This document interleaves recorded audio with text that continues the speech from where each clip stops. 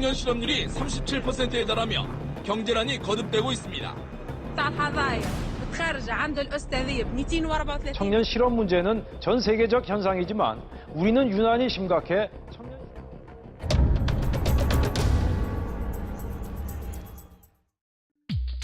세계가 어둠 가운데 신음하고 있습니다. 1%의 인구가 세계 부의 절반 이상을 갖고 있고 70억 대부분의 인구들이 나머지로 나눠 살아야 합니다. 그러니까 2년, 3년꼴로 경제 권한을 로테이션 시키는 구조를 만들어버렸습니다. 즉 쓰고 버려지는 구조입니다. 지금은 국가 권력, 사회 권력도 경제 권력을 컨트롤하지 못합니다. 그러면은 대학교 4년제 졸업해서도 정규직은 취업 안 되고 만약에 노력해서 취업을 해도 비정규직인 경우가 많고요. 가면 갈수록 최악이었던 것 같아요. 그리고 앞으로도 더 최악일 것 같고.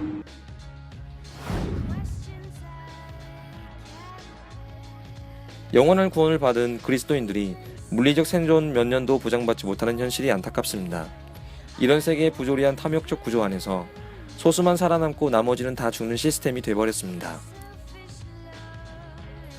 개인의 약속이나 세상의 약속이나 요즘 신실한 게 어디 있을까요? 모든 것들이 흔들리고 붕괴되는 아주 극단의 시대를 살고 있는 지금 우리는 무엇을 의지해야 합니까? 세상의 약속 믿을 수 없습니다. 하나님의 약속을 의지해야 합니다. 인생의 대국적인 약속 가운데 아주 굵직굵직한 약속들이 있습니다. 모든 생명을 향한 하나님의 약속입니다. 진짜 믿음의 사람들은 대국적인 약속을 놓고 하나님께만 믿음을 거는 사람들입니다. 그리고 그 외의 작은 약속들에 대해서 혹여나 인간적인 실수를 할 수 있습니다. 그런데 어떤 이들은 신앙생활에서 종교적인 뉘앙스나 아주 작은 인생의 계획들에 대해서는 하나님께 치밀하게 물어봅니다. 그런데 대국적인 하나님의 약속에 대해서는 그냥 무시하고 지나갑니다. 마치 거꾸로 신앙생활 하는 것 같습니다.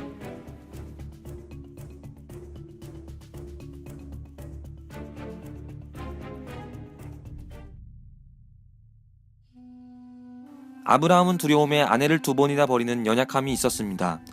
그럼에도 불구하고 하나님은 이 모든 것을 덮어주십니다. 아브라함은 현재 기독교 인구 20억, 무슬림 17억, 유대인 1600만 등 세계 인구 절반이 존경하는 인물입니다. 하나님과 아브라함의 약속은 어땠습니까? 하나님은 수천 년 동안 약속을 포기하지 않으셨습니다. 아브라함은 인간적인 연약함은 있었을지언정 대국적인 하나님과의 약속에 관해서는 절대로 침범하거나 회의하거나 넘어지지 않았습니다. 그래서 하나님께서는 아브라함을 모든 민족의 복의 근원으로 세우셨습니다.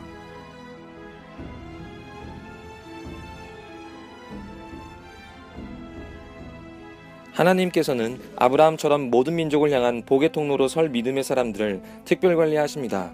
왜냐하면 그들이 끼치는 영향이 엄청나기 때문입니다. 그들로 인해 한 민족이 일어서기도 하고 넘어지기도 합니다. 이삭과 이스마엘의 갈등은 아브라함 집안에 있던 잠깐의 갈등이었는데 이 갈등이 수천 년 동안 팽창하여 전 지구적 갈등으로 부상하게 됩니다.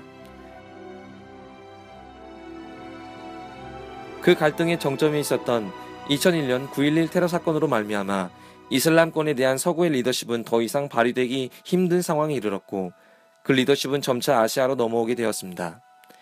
이슬람권을 섬기기 위해 준비하신 아시아의 하나님의 군대가 주목받기 시작한 것입니다.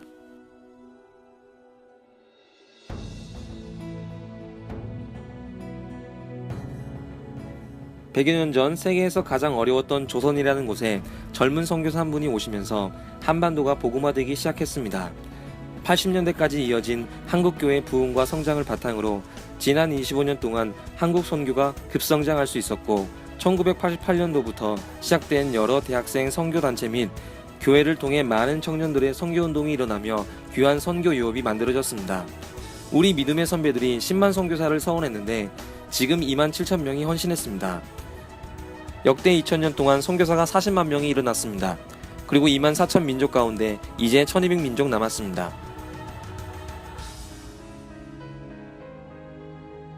그리고 선교의 한 세대가 지나가고 있는 지금 앞으로 10년 안에 현직 선교사님들의 65%가 은퇴하게 될 것이라는 통계가 나왔습니다.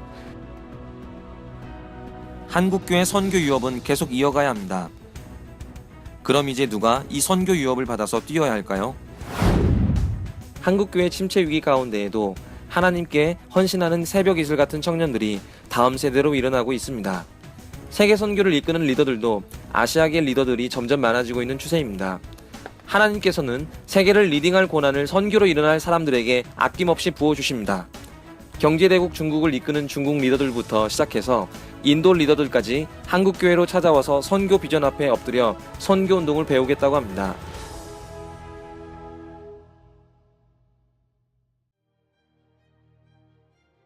우리가 한국교회 청년들에게 지금의 현실을 잠깐 잊을 만큼의 감정적인 위로를 주고 끝나서는 안 됩니다. 청년들에게 본질적인 분명한 방향이 필요합니다. 세상은 반드시 흔들리고 모순이 폭발하게 되어 있습니다. 하나님 나라는 패하지 않습니다. 모든 민족의 복음을 증거하는 일은 모든 민족이 구원을 얻게 되는 것뿐만 아니라 눈물도 슬픔도 저주도 없는 하나님의 나라가 완성되는 확실한 비전입니다. 생명을 바쳐서 복음을 전했습니다. 우리에게 필요한 것도 성령의 역사입니다. 한국교회 다시 살아나야 합니다. 열방을 향해 이 생명을 흘려보낼 제사장 민족으로서의 가장 본질적인 하나님의 콜링에 응답해야 합니다. 우리가 같은 함성으로 함께 일어나서 나간다면 우리에게 하늘과 땅의 권세가 임합니다. 그냥 생존 고난 정도가 아닙니다. 부조리한 세상에서 이용관계로 끝날까봐 두렵습니까? 죄 엔트로피가 감당이 안 됩니까? 자기 개체 하나 놓고 쓰러져 외로워할 때가 아닙니다. 모든 민족을 향한 복음의 등불, 바로 당신입니다. 하나님께서 결코 그 등불을 꺼뜨리지 않으십니다. 열방을 바라볼 때 모든 민족을 향한 압도적인 사랑이 우리 가운데 먼저 부어집니다. 하나님께서 우리를 홀로 내버려 두시지 않으십니다. 임마누엘 하나님의 사랑이 영원히 함께하기로 하나님은 분명히 약속하셨습니다. 그 약속 위에 한반도 선교 세대에 일어나 전진할 것입니다.